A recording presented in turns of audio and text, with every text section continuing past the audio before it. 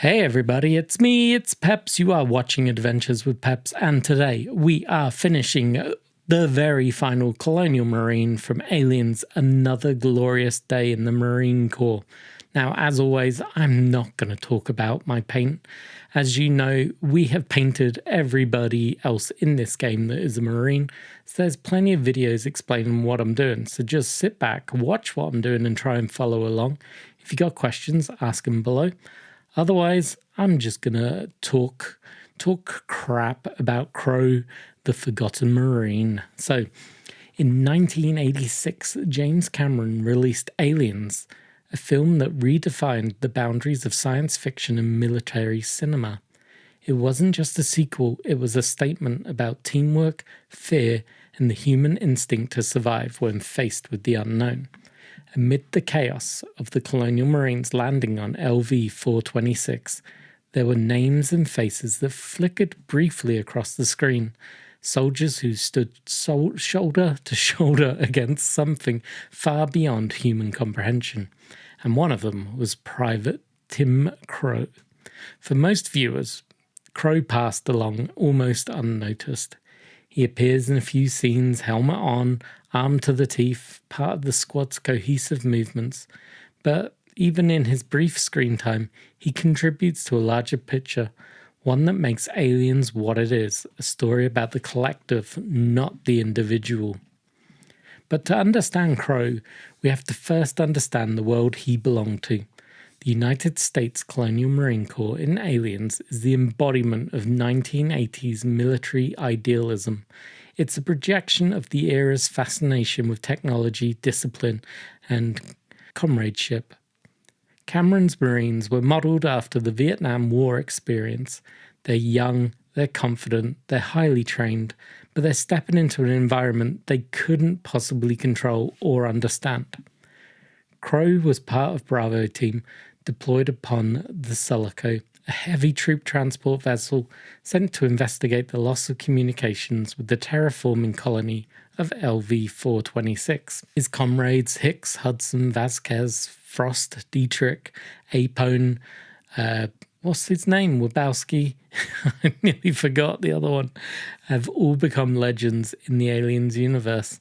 Together they represented a cross-section of the corps, spreading from professionalism to jokers to cynics and believers. Crowe, played by Tip Tipping. Is that his real name? Tip Tipping? Yep, that was his name. Tip Tipping, I love that, was one of the quieter presences in the movie. He didn't have any special lines or a heroic moment, but that was by design. Cameron's approach to storytelling gave even the nameless soldiers some weight, each one contributing to the illusion that this was a real unit, one that had trained, fought, and lived together long before the film began, even if they didn't really have a presence. The actor behind Crowe, Tip Tipping, was not just a performer, he was a stuntman, an ex-RAF serviceman, and one of Britain's most respected stunt coordinators. Before Aliens, he had worked on Doctor Who, Indiana Jones and The Last Crusade, and numerous action productions that demanded his skill and courage. Tipping's military background gave him pure authenticity that came through on screen. Even in moments where he wasn't the focus, he still looked like a true professional. He moved like a real soldier. He handled his weapon with confidence, and he reacted to the alien threat as someone who was trained to manage the chaos. Tragically, Tip Tipping passed away in 1993 during a parachuting accident whilst filming. However, his legacy endures, especially among fans who recognize that Aliens wasn't made up of actors alone, but by technicians,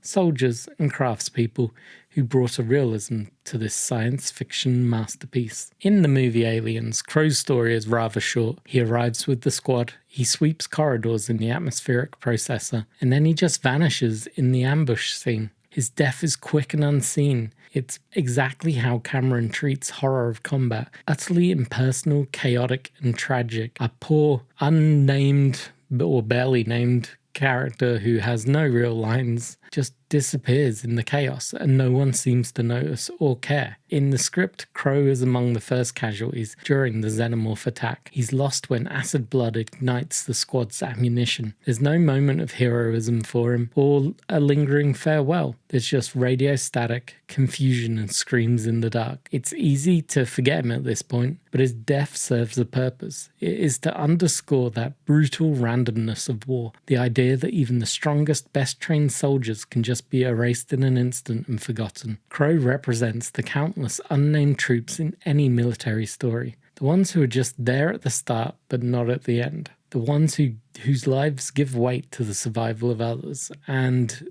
it happens in all war movies. There's the D-Day landing type films where you see the guys getting cut down. You never learnt their name, but you remember seeing them at basic training. They've been in the background of most of the main characters' scenes, and then boom, they're gone. And that's Crowe's purpose in this film. He's there to represent those sort of characters. And Cameron's genius with this is in the ensemble. Before filming, he required the actors to go through a week-long boot camp led by military advisor Al Matthews, who also played Sergeant Apone. They lived, they trained, they ate together, they formed the very bonds we get to see on the screen. By contrast, the actors playing the corporate and civilian characters, Ripley, Burke, Newt, were intentionally kept separate during this training to heighten the cultural divide between the Marines and outsiders. Crowe's inclusion in these scenes, even if only briefly visible, contributed to that sense of authenticity. He's part of the laughter, the tension, and the squad chatter, even if you can't properly hear it. When you rewatch the movie, you can see him reacting, covering angles, or checking his motion trackers. Details like this make the film come alive with every watch, and populate it with soldiers who existed beyond the frame. Every war story needs these kind of background figures, the ones who make the main characters more believable. Crowe's presence gave texture to the group. He's not there to deliver the laughs or emotion, he's there to be real,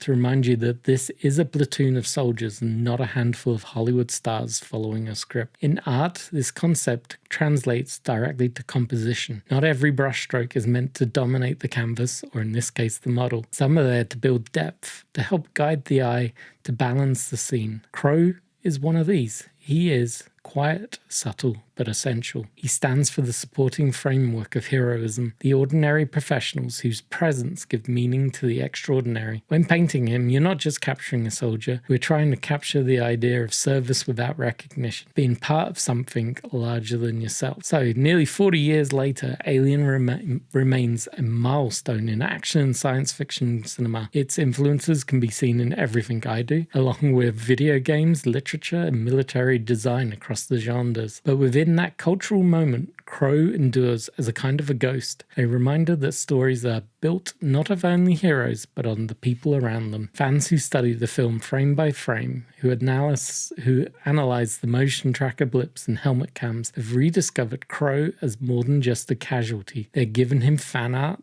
backstories, even fictional biographies, imagining the life he might have lived before that mission. In that way, Crowe has transcended his fleeting screen time. He's become part of the alien mythos, proof that even a minor role can echo for decades when it's grounded in realism and respect. So when you next watch Aliens, or, like me, you're painting Crowe, make sure you are watching out for this powerful character. He is a fragment of cinematic history and deserves to be remembered. He reminds us that bravery doesn't always come from recognition. Like art, like films, it thrives on the small details that most people will never notice, and that sometimes the forgotten figures, the ones lost in the shadow of the frame, are the ones who make the story real. Crowe's helmet, his armor, his posture, all speak to the life of discipline and purpose. He doesn't need dialogue to matter. He matters because he was there. He was part of the team that faced the impossible and became immortal because of it. So as the brush moves across this miniature, layer by layer, color by color, think of Crowe not as a background figure, but as the foundation of the world he inhabited. Quiet, professional, human. A soldier remembered not for what he said, but for what he stood for. And with that, we have finished. That is all the Colonial Marines now painted. I have just got Ripley carrying Newt and the power loader left to paint.